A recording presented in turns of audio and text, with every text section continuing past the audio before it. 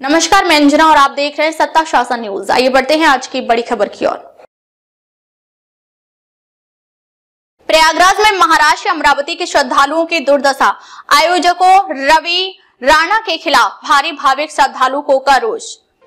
BJP star नेता एवं पूर्व सांसद नवनीत राणा के पति विधायक रवि राणा ने की थी श्रद्धालुओं से जाने की मांग। महाकुंभ 2025 मौनी अमावस्या के अवसर पर करोड़ों श्रद्धालु अमृत की डुबकी लगाने प्रयागराज पहुंचे थे। हालांकि यह बात सामने आई है कि इस दौरान अमरावती के श्रद्धालुओं को काफी परेशानी उठानी पड़ी है।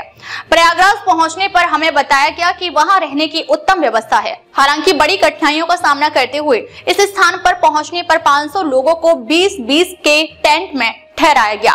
इसके अलावा बगल में भंडारा भी चल रहा था और हमें दोपहर का भोजन वहीं करने को कहा गया। श्रद्धालुओं ने इस बात पर भी दुख व्यक्त किया कि उन्हें वहां घास पर सोना पड़ा और आज सुबह 4 बजे साध्वी ने उन्हें वहां से निकाल दिया।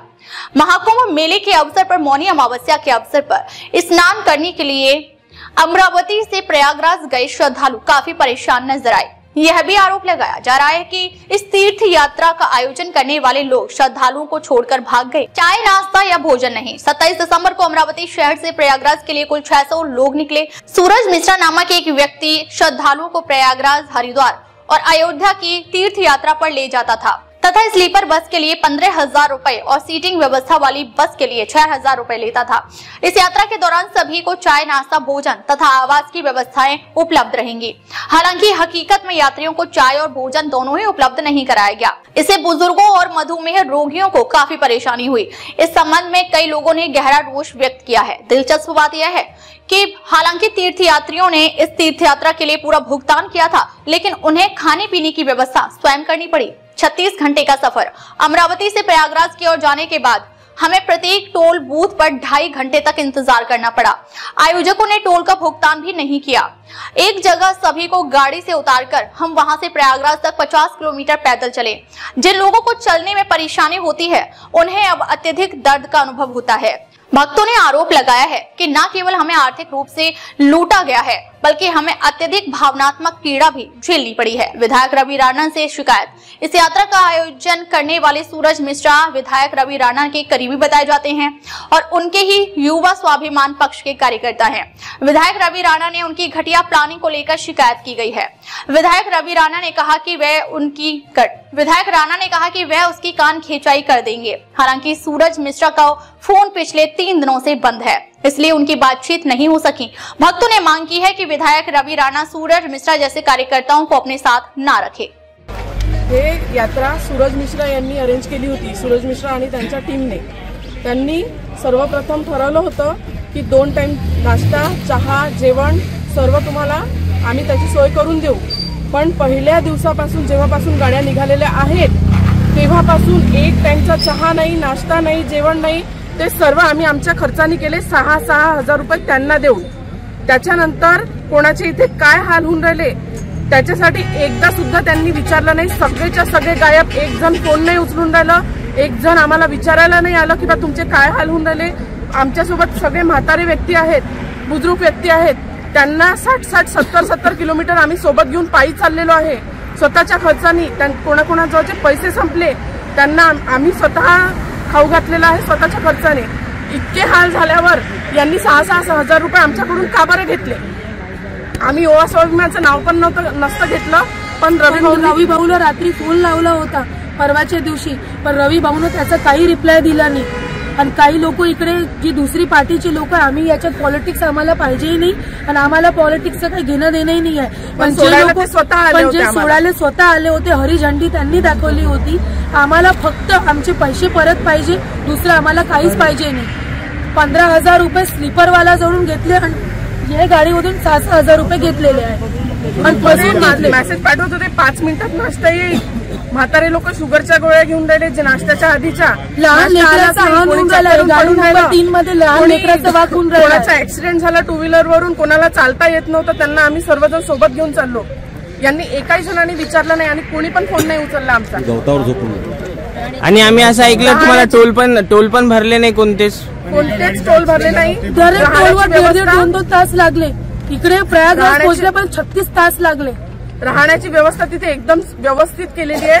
तिथे 20 बाय 20 फुटाच्या टेंटमध्ये त्यांनी 500 लोकांना ऍडजस्ट करायला सांगितलं. ते सुद्धा तिथे खाली गवत होतं, सगळं ओलं, सगळ्यांचे स्वेटर ओले झालेले. तिथे काहीच सोय नव्हती. तिथे जाऊन ते बोलले की इथे भंडारा सुरू आहे, त्या भंडाऱ्यात जाऊन जेवण करून घ्या, आमच्याकडे जेवण राहणार नाही, तुम्ही स्वतःच्या खर्चाने बाकी दुसरीकडे टेंट करत बसा. आणि सकाळी 4 वाजता जी आश्रम मध्ये आम्ही थांबलो होतो, सकाळी 4 वाजता तिकडची साध्वीने आम्हाला सगळ्यांना बाहेर हाकललं. घाणेरड्या शिव्या देऊन आम्हाला बाहेर हाकललं. आम्ही शिव्या देत नव्हतो, पण त्यांनी आम्हाला मजबूर केलं. जे व्हिडिओ आमचा व्हायरल झाला त्याच्यात आम्हाला मजबूर केलं की आम्ही शिव्या देऊ त्यांना. आणि त्यांनी आम्हाला तिथून निघून जायला सांगितलं, नाही तर आम्ही तंबू पेटवून देऊ असं सांगितलं. आणि आमचा नाही, दुसऱ्या लोकांना तुम्ही विचारू शकता की काय हाल होऊन राहिले.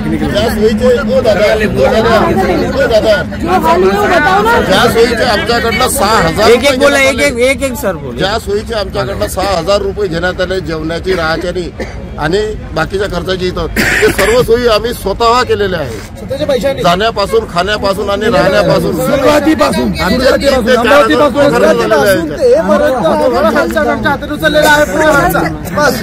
पैदल चल चल के मेरे बेटे के दोनों पैर फ्रैक्चर हो गए. रात में उसको दवाखाना ले जाना था, लेकिन वहाँ कुछ दवाखाना भी नहीं था. अमरावती में कहाँ पे रहना है आप कितने जण आए हुए? मित्रांनो, जय हिंद, हर हर महादेव, भारत माता की जय. मी सैनिक आहे, भारतीय वायू सैनिक. माझे मित्र संजय तडस आम्ही आलेला इथे.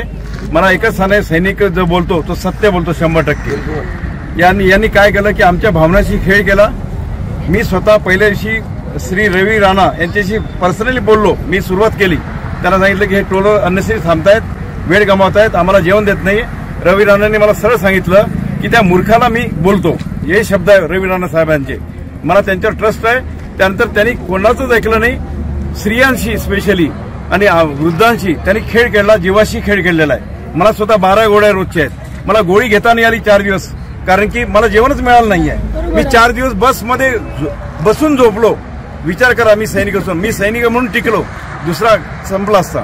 तर माझं एकच आव्हान आहे, या माणसाने आमच्या भावनांशी, आमच्या कर्तव्य, प्रत्येकाशी खेळ केला त्यांनी, संपूर्ण श्रद्धेशी. जे म्हणजे योगी सर आणि मोदी सर जे सांगतात की आम्ही तुमच्या पाठीशी आहे, तर मला आव्हान आहे की असे लोक हिंदू धर्माचं नाव खराब करतायत, सनातनी संस्कृतीचं नाव खराब करतायत, भारत देशाचं नाव खराब करतायत. यांना गद्दाराच्या श्रेणीत टाकलं पाहिजे. या लोकांना जितका झाला पाहिजे. आणि नवनीत राणा आणि रवी राणांना मी रिक्वेस्ट करेल की त्यांनी यांच्यावर स्ट्रॉंग ऍक्शन घेऊन सर्वांचे पैसे विथ मानहानीचा मुकदमा करून 7,000 नाही 70,000 कमी पडतील त्यांनी परत दिले पाहिजे सर्वांना, आणि माफी मागितली पाहिजे हात जोडून. जय हिंद, जय भारत. आम्ही इन्सुलिन घेतो, डायबिटीज आहे आम्हाला, आम्ही इन्सुलिन घेतो 2 टाइम. अब तक ले बस इतना ही. फिर मिलते हैं एक ऐसी ही बड़ी खबर के साथ. तब तक के नमस्कार और देखते रहिए सत्ता शासन न्यूज.